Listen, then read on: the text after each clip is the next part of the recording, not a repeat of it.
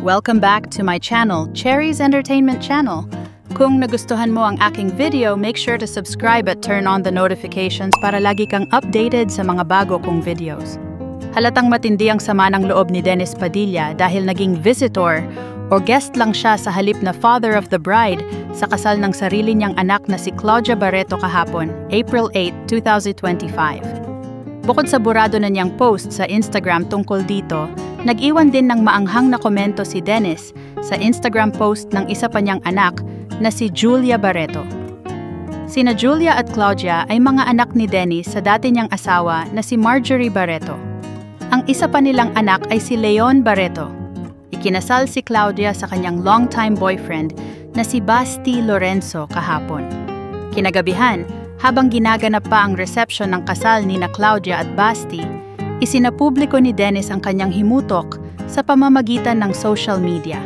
Buong post niya, published as is, "Grabe kayo, nabudol niyo ako, father of the bride naging visitor, galing niyo." 2 beses itong ipinost ni Dennis sa kanyang social media accounts na kalaunan ni dinelete din niya. Dennis leaves comment on Julia's Instagram post. Lumalabas na hindi lang kay Claudia may sama ng loob si Dennis. Nitong umaga ng Miyerkules, April 9, ay nagkomento si Dennis sa isang post ni Julia sa Instagram. Bagamat wala kakune-konekta ang nasabing post ni Julia sa kasal ng kapatid na si Claudia, dito napiling ilabas ni Dennis ang himutok sa kanyang mga anak. Maanghang na komento ng aktor, published as is, "Kapal nyo." Agad din itong binura ni Dennis, ngunit marami na sa followers ni Julia ang nakapag-screenshot nito at ni-repost sa social media. Tila hindi naman nagpa-apekto rito si Julia. Ilang oras matapos mag-comment ng kanyang amang si Dennis, ay isang video ang ni-repost ni Julia sa Instagram stories. Sa video ay makikita ang sweet bonding nila ng half-sister niyang si Danny Barreto sa kasal ni Claudia.